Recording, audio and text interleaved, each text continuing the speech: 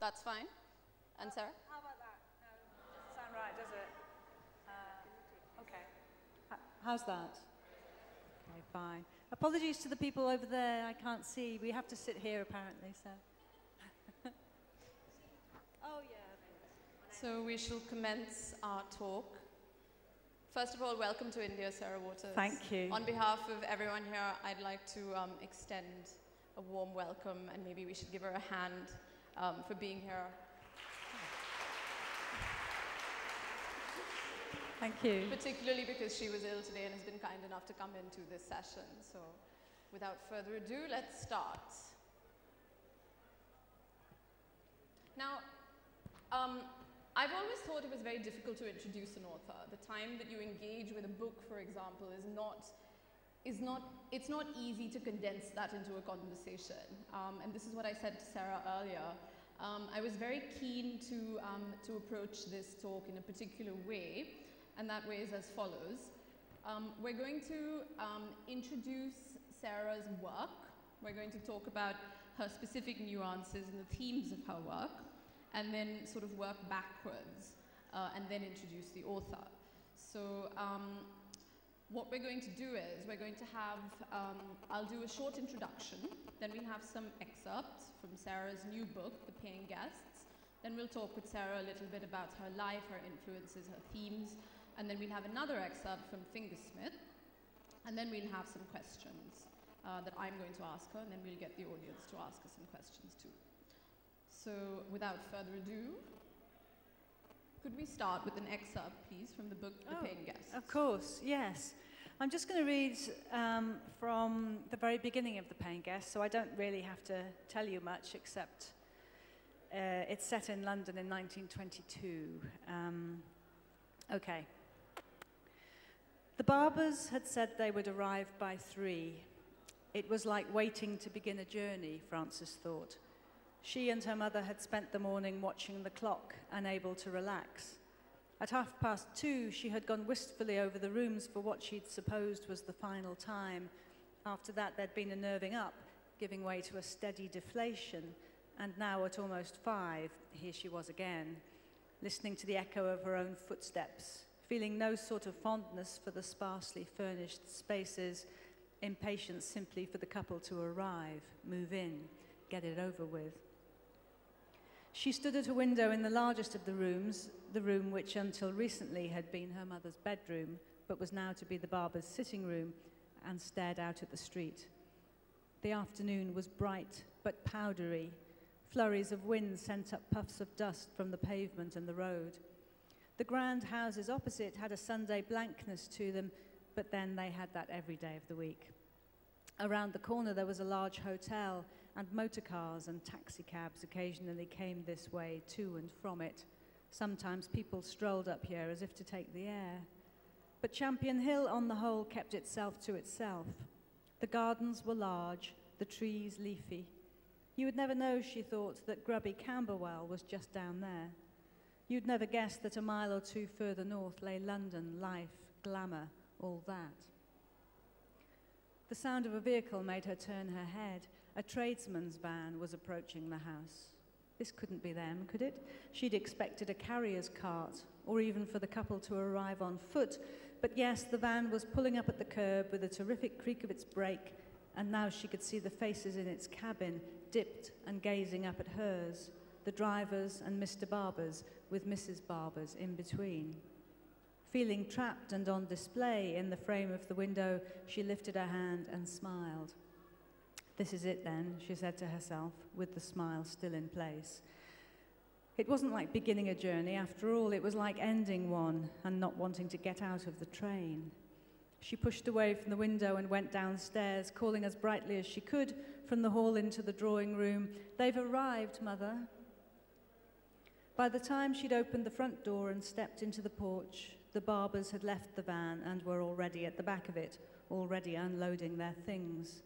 The driver was helping them, a young man dressed almost identically to Mr. Barber in a blazer and a striped necktie, and with a similarly narrow face and ungreased weekendy hair, so that for a moment Frances was uncertain which of the two was Mr. Barber.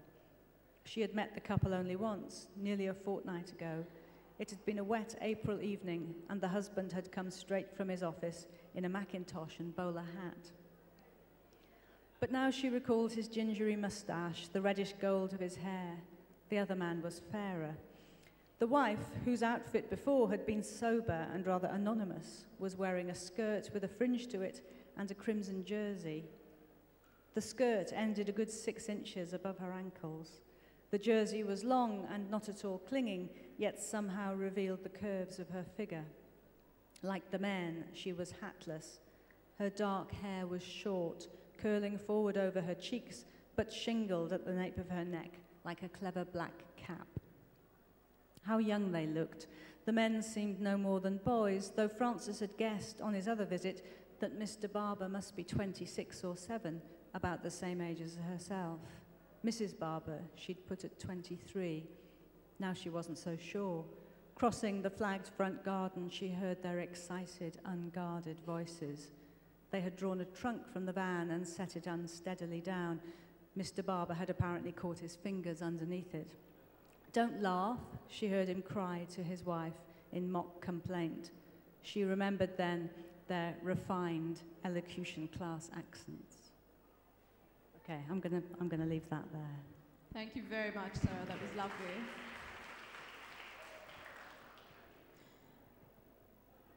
Now, having listened to that excerpt, one is almost invariably transported to a psychologically sort of very rich landscape. It's both, it invokes a sense of being in a different era, but it also,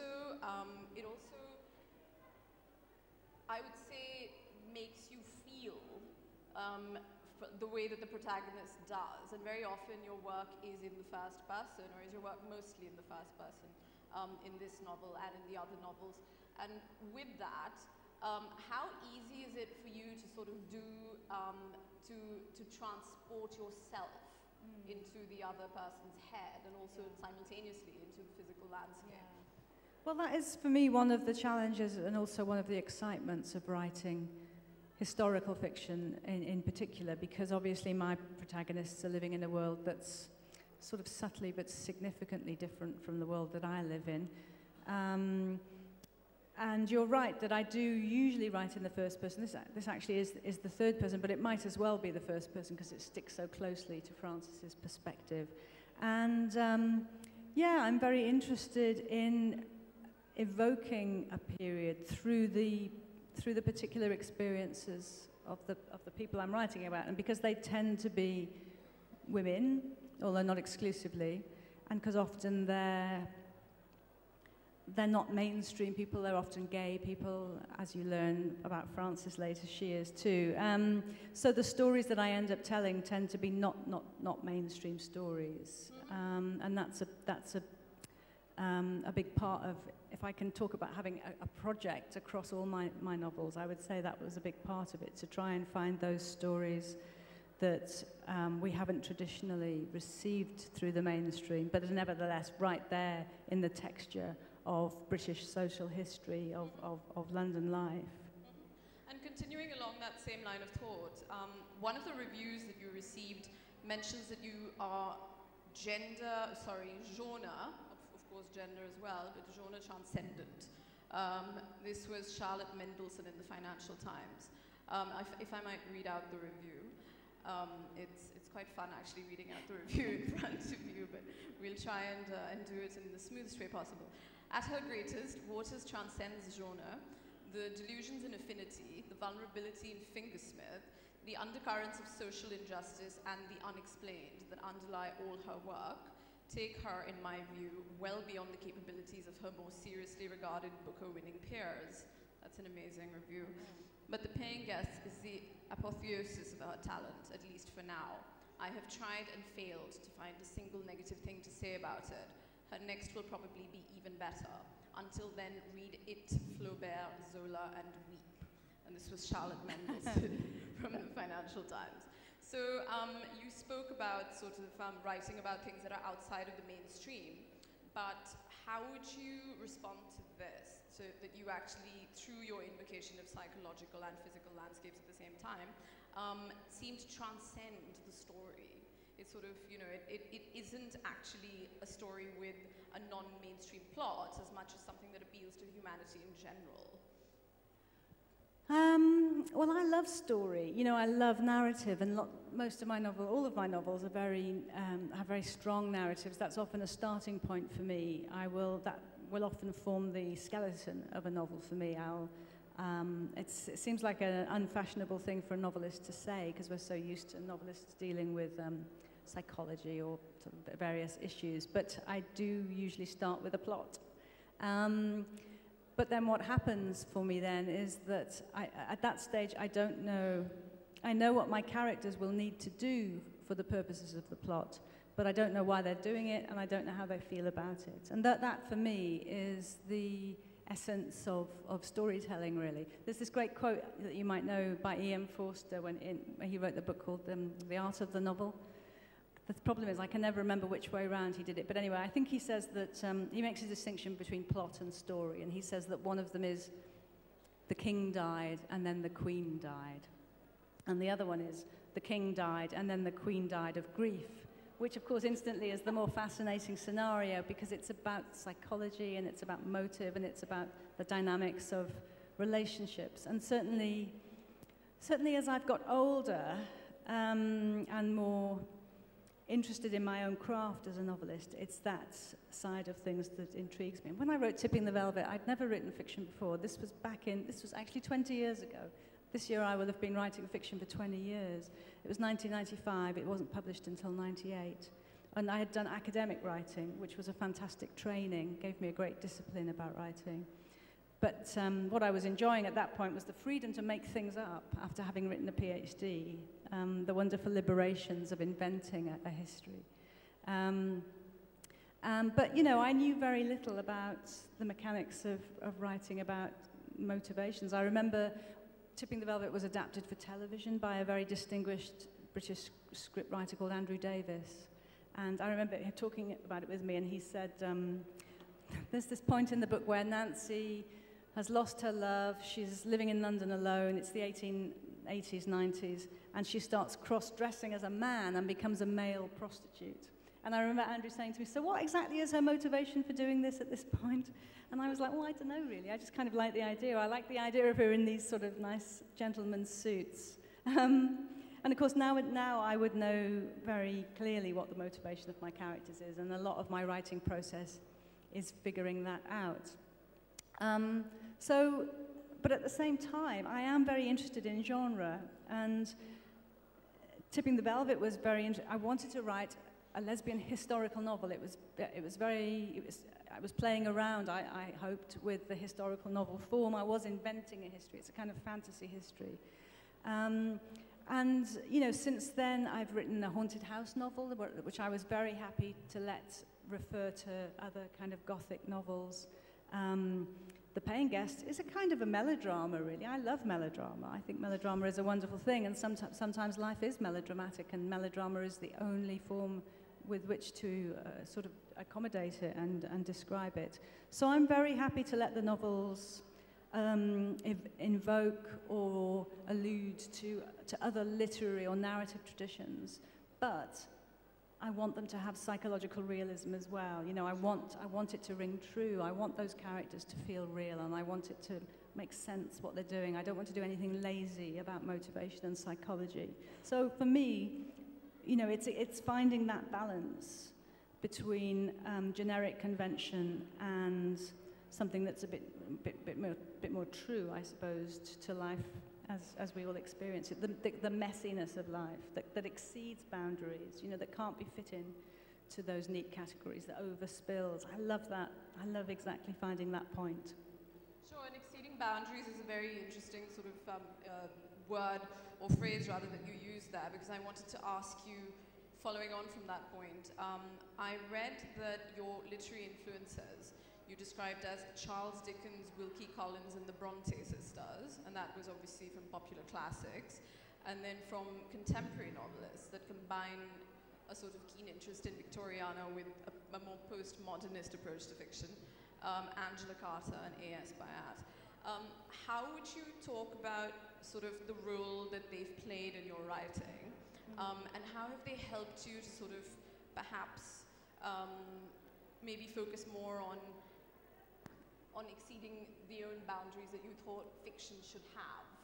Or like, let me phrase this differently. That sounded a little bit confused. When you think about the influences of these people in your work, how would you feel, like how have they contributed to your sense of the novel? And moving on from those influences, how do you feel that you've added something that you particularly wanted to? That's interesting. I mean, I can pinpoint very particular influences on me, because it sounds crazy to say it, because Tipping the Velvet is so much of a romp. It's become known as a romp, and it's very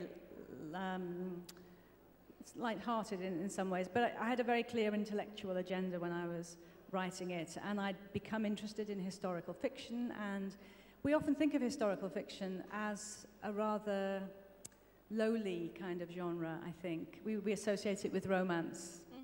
Georgette Heyer, although Georgette Heyer did some quite interesting stuff. But anyway, and I could see authors like, say, Philippa Gregory, who you might know, her Wideacre trilogy. Absolutely adore that book, and it's a real bonkbuster, really. It's very commercial.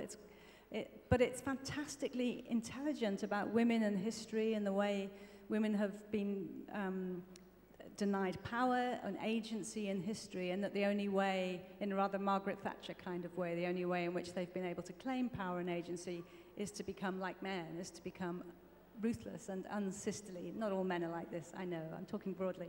So I could see this fantastic, fantastically fun novel that was also really serious and doing very interesting, quite transgressive, quite subversive things.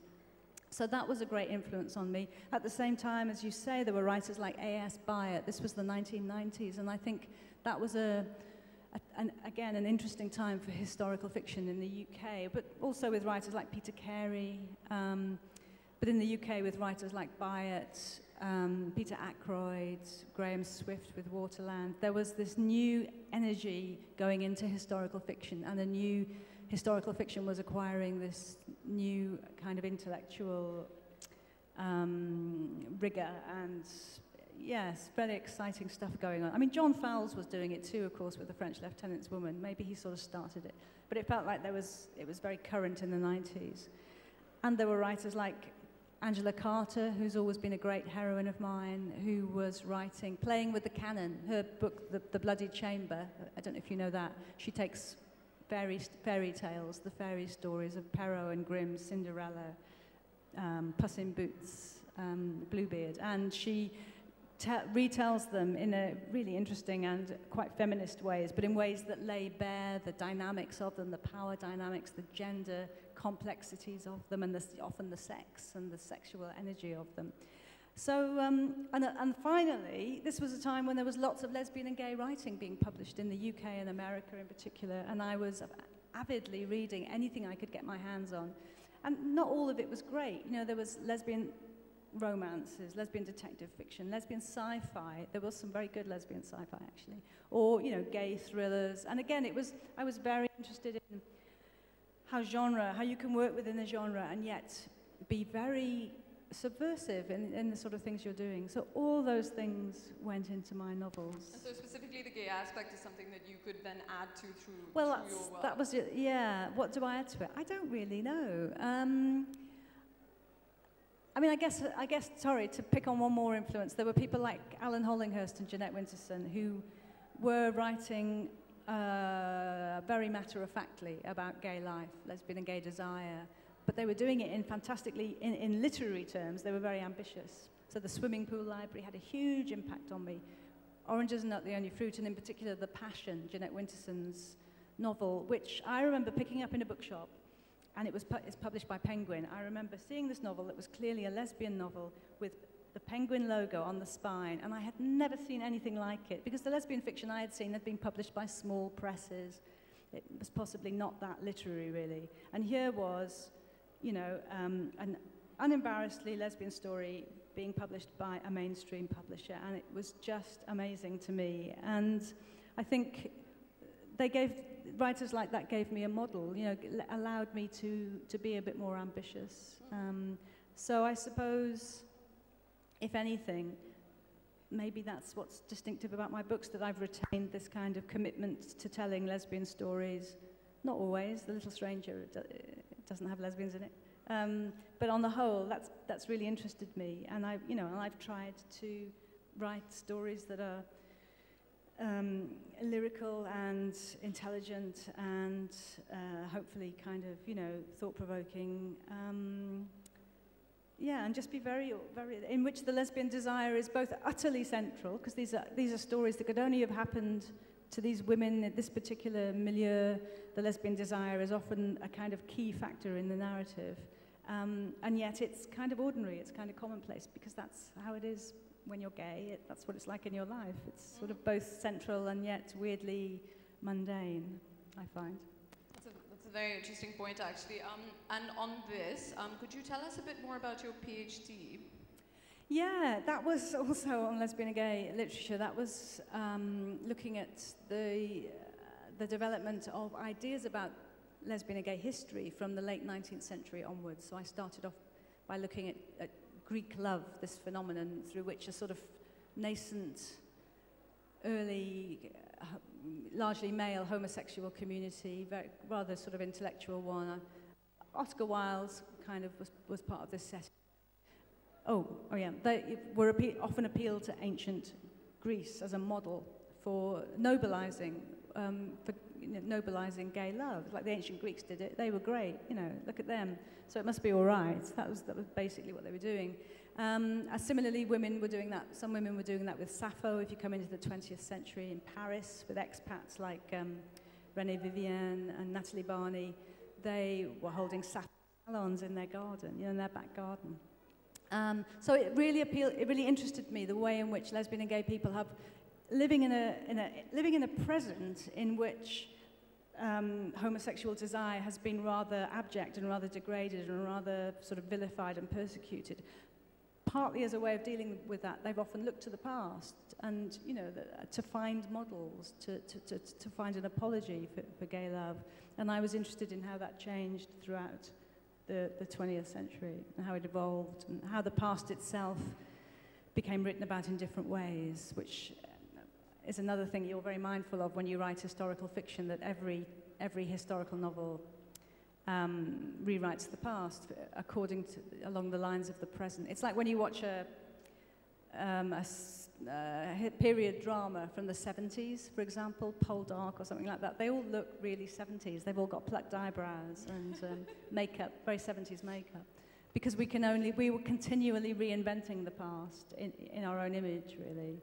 And I think, I'm very happy to let my novels, I know very well that the preoccupations of my novels, the things I look for in the past, are the preoccupations of my era. I'm looking for tensions and interesting things around gender and sexuality and class. In another 50 years, we'll be telling very different stories about the Victorians, say, because we'll be looking for different things, or maybe we'll have lost interest in the Victorians and we'll, something else altogether. Mm-hmm. And the other themes that have been spoken about as talked about in your novels are the undercurrents of social injustice and the unexplained. Would you like to talk a bit more about this particular aspect? Well, I suppose that class is something that really interests me because, of course, Britain has always been a very class-ridden society, and any statement you make about British social history is only ever a partial one. You have to say, okay, hang on a minute, what about these people over here? What was going on for there?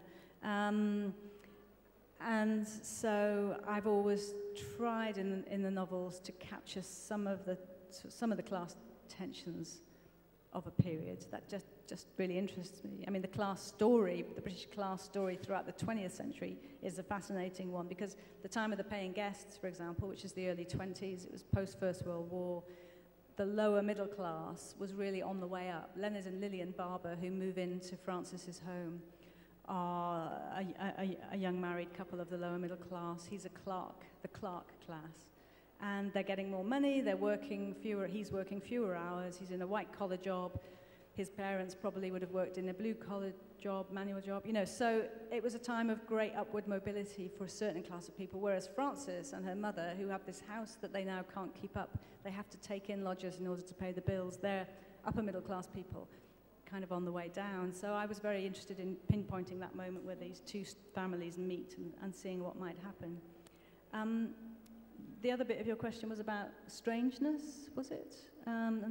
Because I'm very interested in the Gothic too, and often my novels have a sort of Gothic element, most explicitly with The Little Stranger, which was an actual haunted house novel, but also I suppose Fingersmith, which is very much in a sort of Victorian sensation novel tradition. The unexplained, basically, like sort of an undercurrent of tension through the novel about not knowing something or not quite knowing what's there.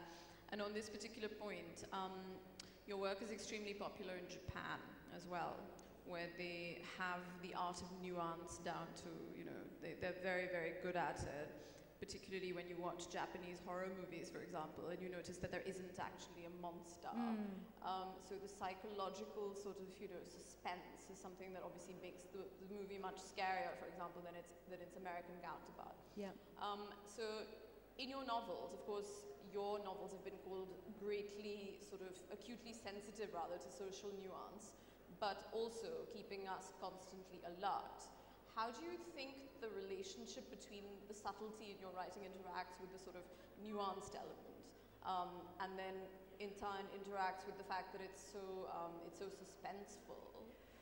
Gosh, suspense is a hard thing to judge as you're writing it. I mean, it's certainly something that I have aimed at in some of the novels, and perhaps in The Paying Guests in particular, because there's this rather sort of leisurely first half to this novel, and a central shocking incident in the middle that plunges Frances and Lillian and everybody around them into a dreadful nightmare that's then played out in the second half of the book. And they had to start being frightened in the middle, and then I had to find like 1,000 new words to describe fear, because they just move from one sort of state of fear to another as the novel proceeds.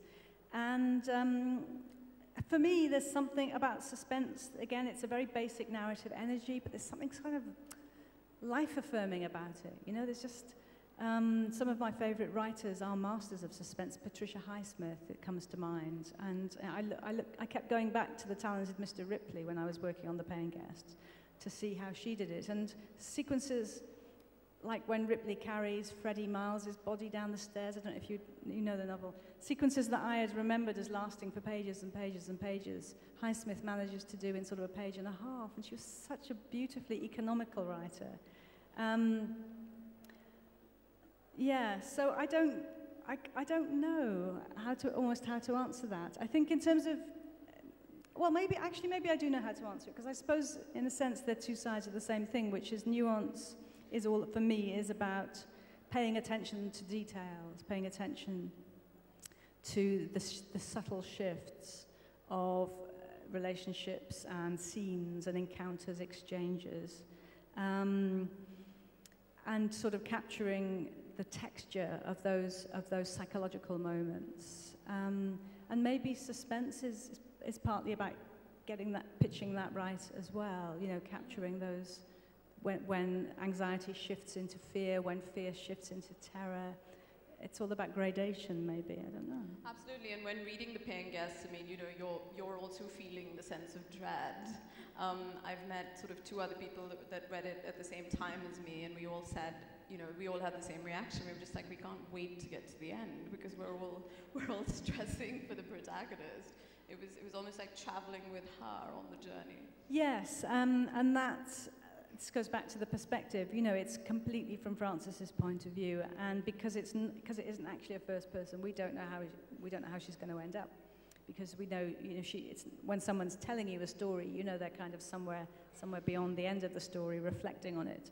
Frances is very much in the middle of the action. We're there with her, and I wanted it to be very tightly in on France. If it was a film, actually, hopefully it will be a film, well, TV thing, because I've just sold the option, but you know, Frances will kind of it'll be one of those films where the main character is on screen the whole time, and there's something kind of amazing and exhausting about those films, isn't there? You think, blimey, you get to the end of it, and you think, bloody hell, you know, there's no let-up. And that was definitely something I realized I wanted to achieve with this book. Yeah. Okay, great. Another question I had on Tipping the Velvet, when I first watched it on TV, I was struck by the richesse of the atmosphere that was created. I mean, it was extremely detailed. The music halls, the way that people, you know, sort of performed on stage, the oysters, Whitstable, everything was just so sort of, you know, perfectly detailed. When you're imagining an era, do you have to research the era like a lot in terms of like what people ate, what they wore, how they spoke? Because everything was like completely flawless, you know, in the television adaptation. Yeah, well, again, the research is something I enjoy very much, and maybe that's partly my little academic background. That for me, I'll always start a book with a period of pure research, and that's when the book begins to emerge for me. Because I write historical fiction, I want there to be a really good reason why this book is set in that particular moment. Otherwise, it's just it's just modern people in fancy dress. You know, it's Downton Abbey, basically, much as I love Downton Abbey. It's not, you know, it's historical accuracy isn't its strong point.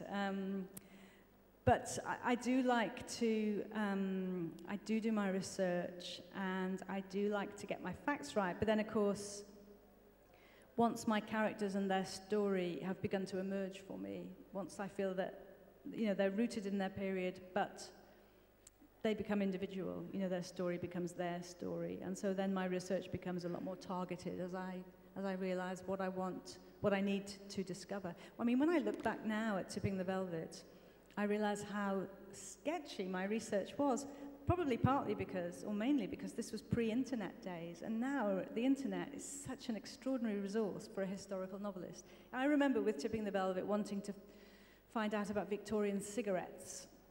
So what did I do? I had to go to the British Library. Luckily, I lived, you know, in London, where we have the British Library. I had to go through the catalogue. I don't even know if it was computerized in those days, looking for a likely book that might tell me about Victorian cigarettes. I had to order it, perhaps wait 24 hours, come back the next day, leaf through it until I found an image. So, you know, basically 2 or 3 days' work. Now, of course, with the internet, you Google Victorian cigarettes and up comes a glorious array of wonderful images. So it's potentially, of course, a fantastic time waster, that sort of thing. But on the whole, it makes research a hell of a lot easier. But I didn't have that resource, and I was so full of the excitement of writing a novel with Tipping the Velvet that I didn't, I'm sure there were lots of things in there I didn't really check or double check. And also, you know, you kind of get to a point with research where you don't know everything. Of course you don't know everything about 1890s London, but you get to a point where you feel qualified to begin to make things up, really, you know, to sort of imagine those bits and pieces. But I think I've got more rigorous about my sources, my research, as I've got more experienced as a writer. But it is one of the great pleasures. But then, of course, you have to know when to leave it behind. There's nothing worse than a historical detail that you know is only in a novel because the author has done the work to find it or is slightly in love with it or something. It's because it never feels organic. It has to feel incidental. It has to feel like it belongs to the text. But when you find the right detail, it's a wonderful moment. That's excellent. And now we have some more authory questions, like very general authory questions. What's your writing process, and how do you like to work? I think I kind of work in the way I've worked right from the start, which is to start with research, and then there's a glorious, exciting day when I begin to write for the first time, and then I might spend sort of 2 years just building up the first draft of a manuscript, which is itself made up of many small drafts, because I do a lot of rewriting as I go along.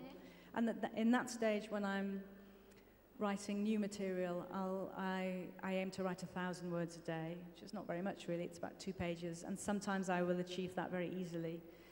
And sometimes it's really, really hard, but I will. It's the thing I feel most disciplined about. It's the thing I'll keep going at until I've got my 1,000 words. Because I know that by doing that over a working week, in this stage, I would tend to work just Monday to Friday. You know, I end up with 5,000 words, and over a month I've got 20,000 words, and it's much, much easier to deal with something than with nothing. It's much easier to look at a piece of text and tweak it than it is to keep staring at a blank page. So, yeah, that will be sort of the first half of the book, and then the next 2 years we'll be rewriting and realizing what doesn't work, and the chapters that have to go, and the chapters that are hopeless. But that's exciting too, because most of writing is rewriting. It's about realizing what needs to come into focus and what can fall away, and it's actually at that moment. It's only at that moment I find that I begin to realize what the story is actually, what the story of the book is. And what I want it to be about, and why I wrote it in the first place. It can take a while before you get those insights. Do you know the end before you write?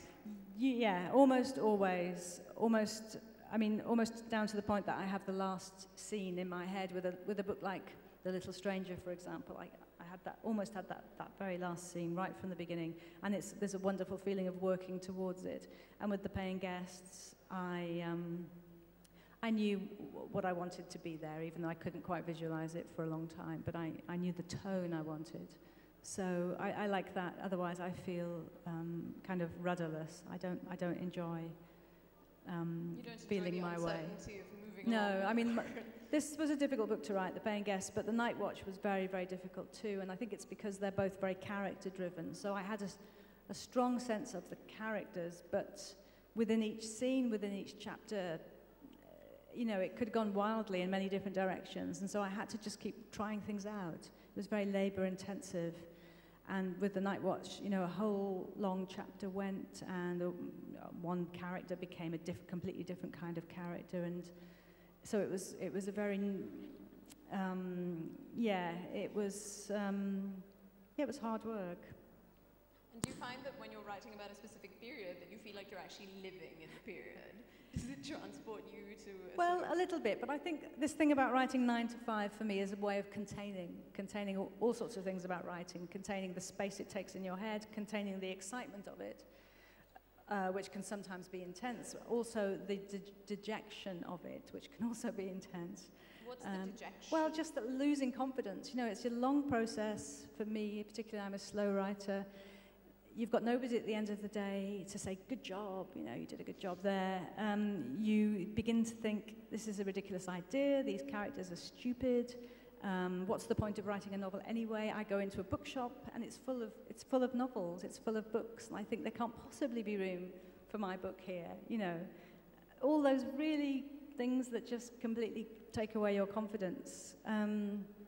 Weirdly, the only thing that restores my confidence is to read another novel. And then I remember how very quickly you get sucked into a story, and how much we want, as human beings, we want stories, we like stories. I think we're kind of genetically programmed to be empathetic, to imagine, to put ourselves in different scenarios. That helps us survive as a species. And I think that storytelling taps into that, and storytelling at its best, it comes back to what I was saying before. It's about, for me, it's something incredibly life-affirming. It's about invention, creation, and if I can remember that, I can recover some of my own confidence again. That's great.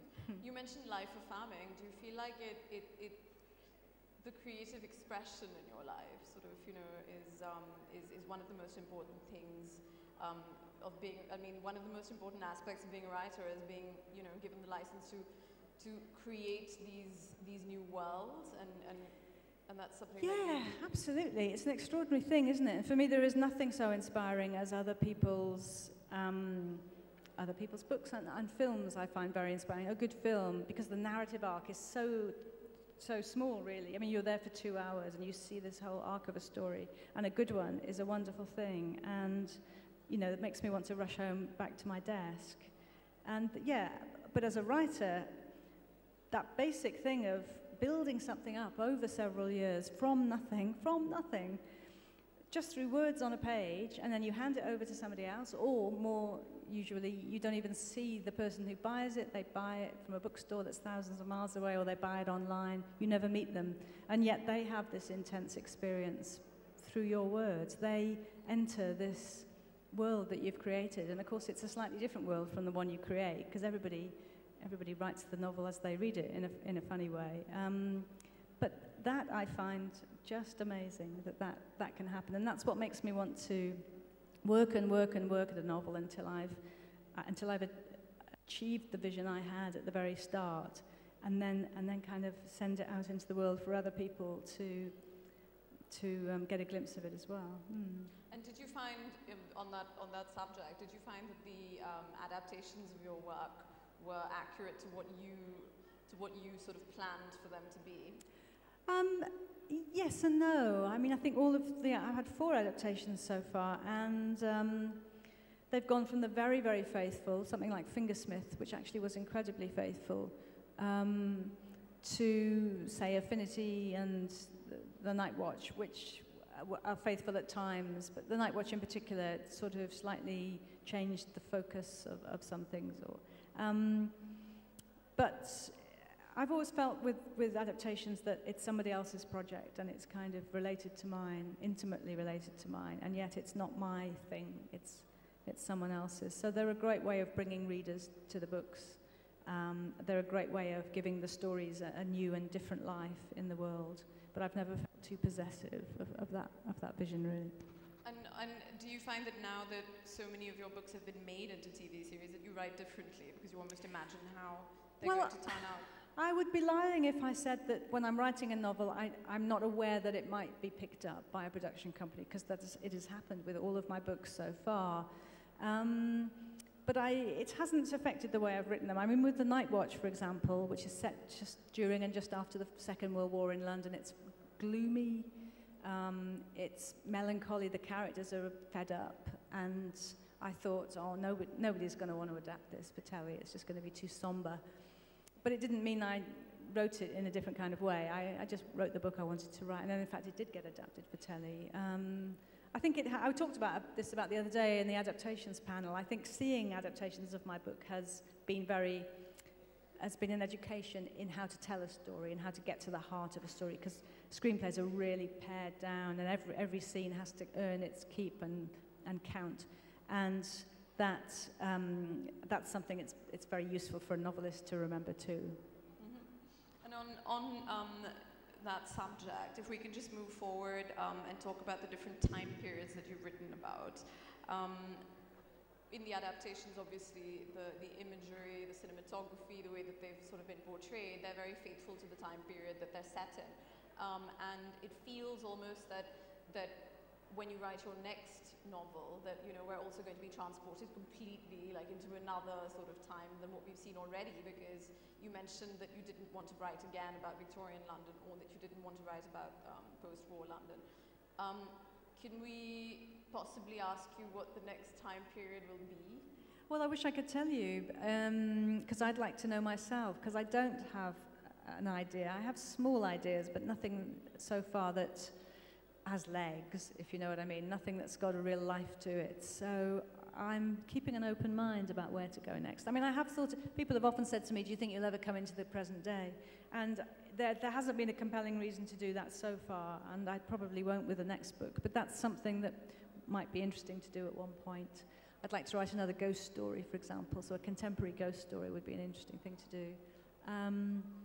But at the moment, I'm just reading and thinking and seeing what happens, seeing what comes along. Okay, great. Well, thank you very much, Sarah Waters. Now we're going to open up to the audience if anyone has any questions for Sarah.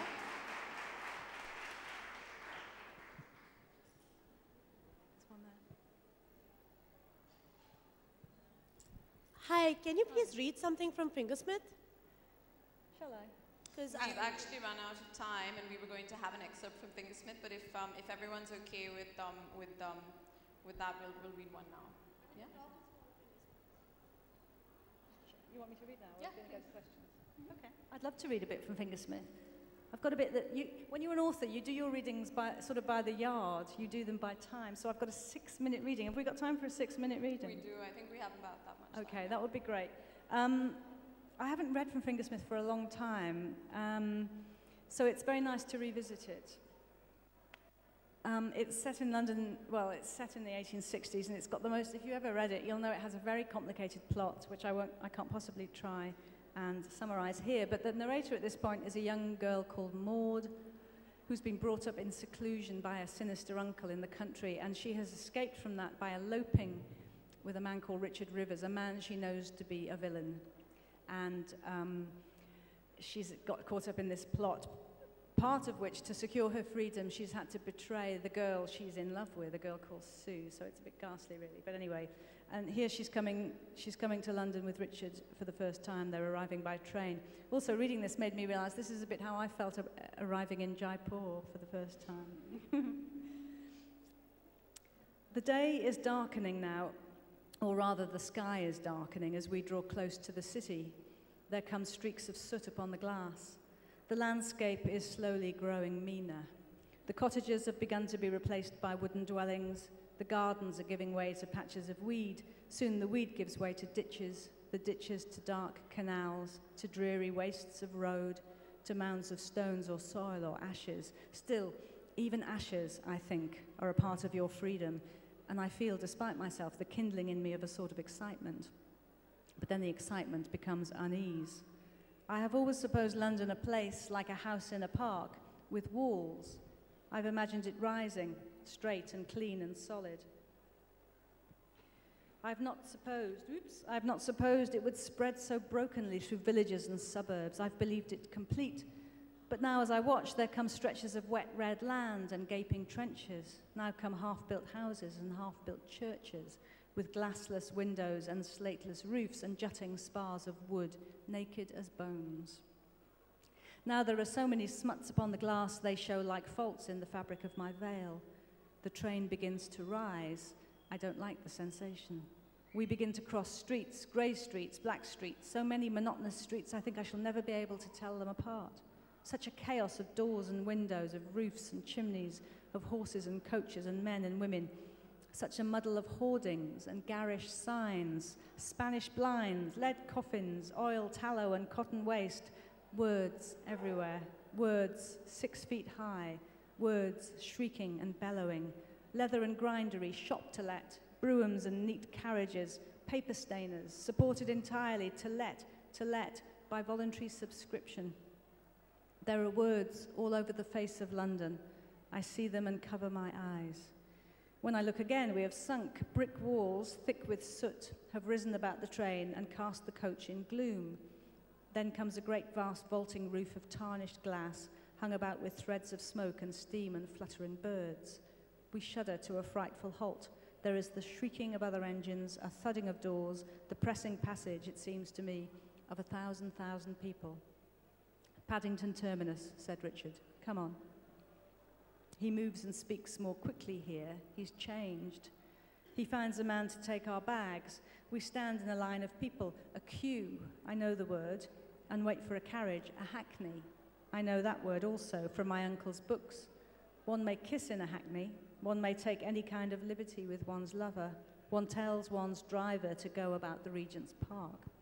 I know London. London is a city of opportunities fulfilled. This place of jostling and clamour, I do not know. It's thick with purposes I do not understand. It is marked with words, but I cannot read it.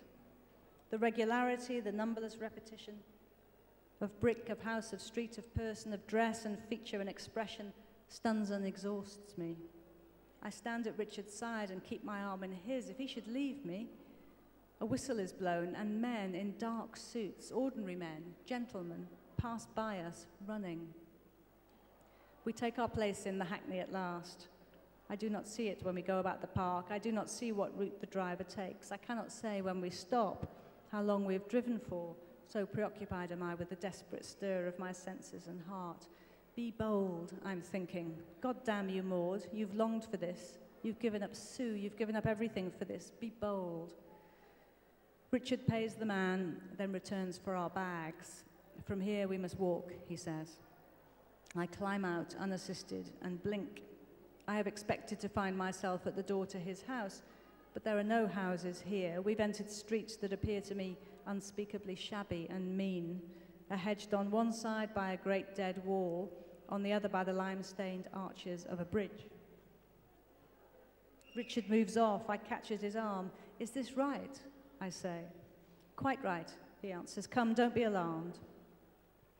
He walks quicker than ever now, and I'm slow to follow. We leave that road and turn into another. Here there are children in a group. They're standing idly about a bird which lurches and hops. They have tied its wings with twine. When they see us, they come and press close. They want money or to tug at my sleeve, my cloak, my veil. Richard kicks them away. They swear for a minute, then return to the bird. We take another, dirtier path, Richard all the time walking faster, faster, certain of his way. We're very close now, he says. Don't mind this filth. This is nothing. All London is filthy like this. Just a little further, I promise. And at last he slows. We've reached a court with a thick mud floor and nettles. The walls are high and running with damp. There is no open route from here, only 2 or 3 narrow covered passages filled with darkness. Into one of these he makes to draw me, but so black and foul is it, I suddenly hesitate and pull against his grip. Come on, he says, turning round, not smiling. Come to where? I ask him. To your new life, he answers, that has waited for you to start it too long. To our house. Our housekeeper expects us. Come now, or shall I leave you here? His voice is tired, hard. I look behind me. The muddy path he has led me down is hidden as if the glistening walls have parted to let us come, then closed to trap me. And what can I do? I cannot go back alone to the children, the labyrinth of lanes. I cannot go back to Sue. I'm not meant to. Everything has been impelling me here to this dark point. I must go forward or cease to exist. I hesitate 1 second more, then let him draw me into the passage.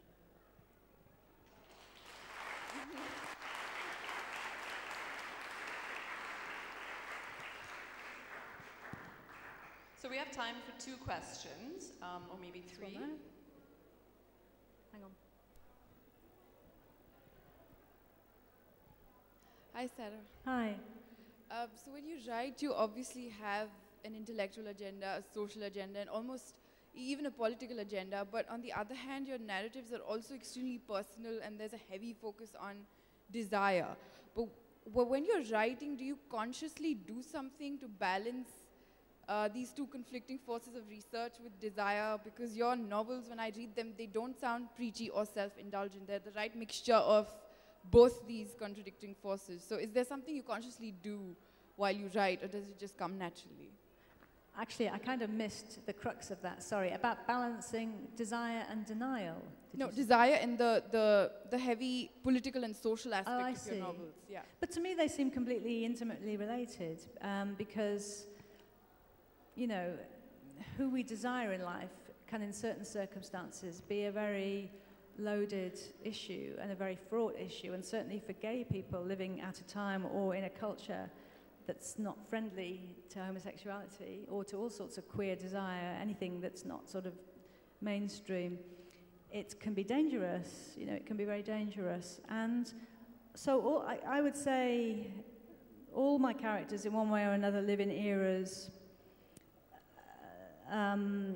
where it's difficult to live as a gay person, partly because, I mean, the ones who live in the 19th century, including Maud and Sue, this was a time when, in the West, you know, our modern ideas about homosexuality were only just kind of beginning to be formulated. And in a funny way, you know, Maud and Sue, I don't know if you've read this book, they have a kind of freedom. They're so under the radar of society.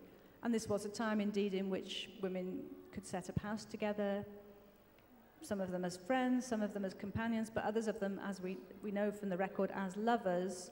But it wasn't necessarily a dangerous thing to do if they had the resources to do it. Whereas when I moved into the 1940s, for example, and talked about lesbians living in London in the 40s, they had an identity, they had a community, they had a kind of freedom, and that was empowering to them. But because they had that, they were also visible to the larger world. So they were more vulnerable, actually, to homophobia. So it's, you know, gaining a community and gaining an identity is a rather double-edged thing at times, because it does make you a target. And you have to be rather brave to pursue that identity. So inevitably, if I'm writing about this kind of love in those settings, there is this huge overlap between the personal and the political, to put it broadly. Thank you. Right, do we have another question? The gentleman at the back.